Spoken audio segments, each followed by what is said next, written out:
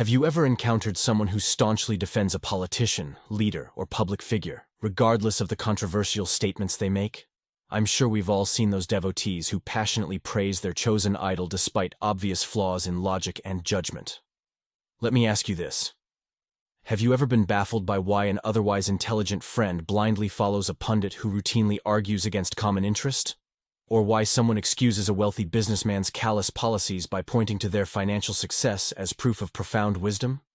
If you've had frustrating experiences with seemingly intelligent yet stubborn devotees of irrational leaders or policies, then you'll likely relate to Carlo Cipolla's famous writings on human behavior. Cipolla was an economic historian and professor who formally studied and classified various types of foolish thinking, teaching at the University of California, Berkeley. In the 1970s, Cipolla became fascinated by patterns of stupidity and unintelligent decision-making across societies throughout history. While we often think of stupidity as simply a lack of knowledge or intelligence, Cipolla argued it has fundamental laws and predictable root causes independent of other traits. His satirical yet insightful treatise proposes that human stupidity follows distinct mathematical patterns governing choices that go against common sense and self-interest. As the basis for his theory, Cipolla categorized people into four behavioral groups: the intelligent, those who benefit both themselves and others; the bandits, those who benefit only themselves by harming others; the unfortunate, those who cause harm while trying to help others; the stupid, those who harm both themselves and others. Cipolla argued it's this last group of stupid people, driven by an innate tendency towards nonsensical decisions that damage even their own interests, that baffles intelligent observers. And the root causes driving such stupidity come from characteristic flaws like arrogance, self-delusion, persistent ignorance, absent-mindedness, and more. Cipolla's first law of stupidity is: always and inevitably, everyone underestimates the number of stupid individuals in circulation. Here, Cipolla means that people assume at any given time that individuals thinking or acting stupidly must be a small fringe group among the general population. We figure societies couldn't function otherwise if a large number of people didn't behave rationally most of the time. Yet, as Cipolla points out, this assumption underestimates just how many stupid people exist, and how ready large segments of the population are to think and do stupid things. Like in Germany in the 1930s, when millions of ordinary citizens supported the extremely aggressive and unjustified actions of the Nazi Party, enabling enormous atrocities that brought no benefit to average German families. The world was horrified to realize how regular teachers, doctors, musicians could enable such unrestrained racism and cruelty when caught up in nationalist frenzy, instead of recognizing it as a moment of profound stupidity. Cipolla's second law of stupidity states: the probability that a certain person is stupid is independent of any other characteristic of that person. Here Cipolla means that even wealthy, educated, skilled people can also be stupid.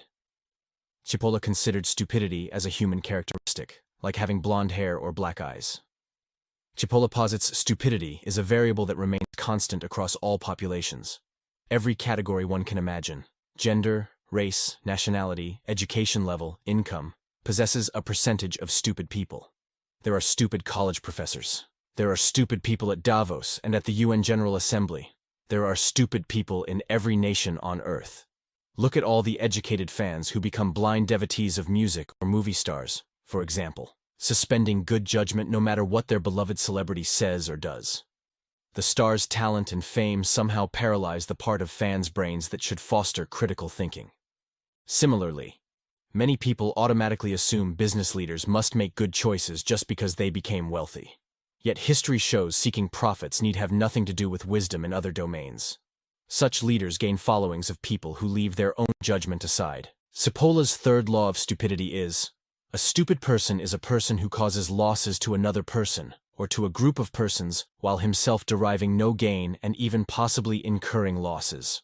What Cipolla means here is that people or entities that behave stupidly inevitably cause harm, trouble, or negative outcomes for others around them, even when they gain nothing from their stupid actions themselves and may in fact make their own situation worse. For example, destructive authoritarian governments through history that pursued brutal, corrupt policies at the expense of their own citizens.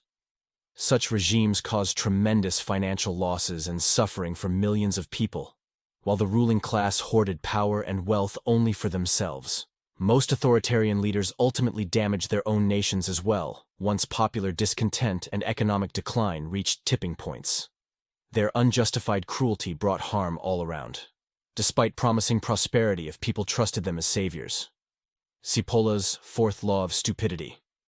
Non-stupid people always underestimate the damaging power of stupid individuals.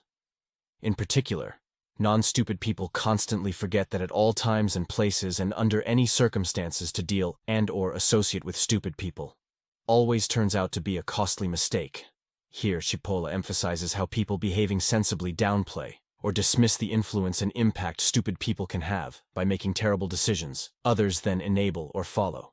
We expect societies to course correct against irrational beliefs gaining ground, but as countless historical cases show, it takes very few people in power doing or enabling stupid things for far-reaching harm to be unleashed, costing lives, destroying wealth, and collapsing systems. And non-stupid people perpetuate the problems by giving stupidity the benefit of doubt rather than confronting the risks it poses when left unchecked.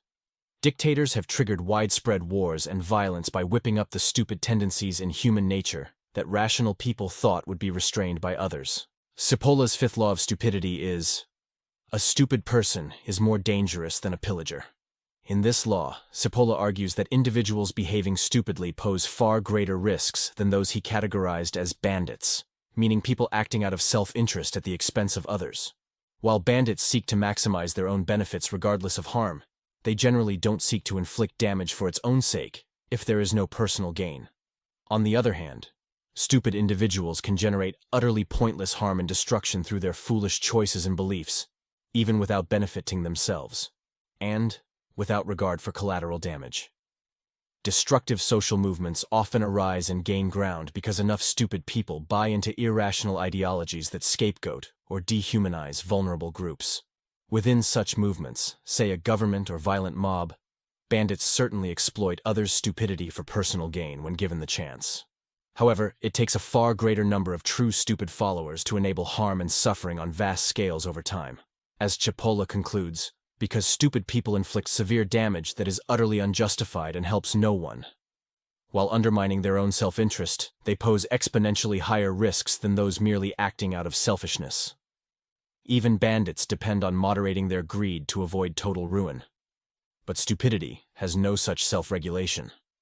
This makes unchecked stupidity the most dangerous societal threat. In short, Carlo Sepola aimed to explain why acts of stupidity that harm others keep happening throughout history. His 5 laws remind us that stupid thinking is more common than smart people like to admit. When waves of foolish beliefs grip societies, damage often spreads before rational folks realize what's happening. We see this again and again when crowds blindly follow leaders lacking wisdom or compassion. Nazi Germany stands out as one such horrific case among many. Yet Sepola argues that since people who think sensibly will always outnumber those acting stupidly, we can limit the damage if we remain vigilant. Staying alert to humanity's tendency towards foolish acts before they spiral is key. When enough sensible people speak reason early on, stupid beliefs gain less traction with the wider public over time. So, while Sepola's laws are gloomy about levels of stupidity lurking among all populations, he says rational people have strength in numbers to reduce its harmful influence on society. We must simply never underestimate or dismiss its abundance and appeal. In this way, accepting the persistence of stupid thinking makes containing it more possible. And that is the optimistic lesson in Sepola's warning. Like and subscribe to our channel for more thought-provoking content.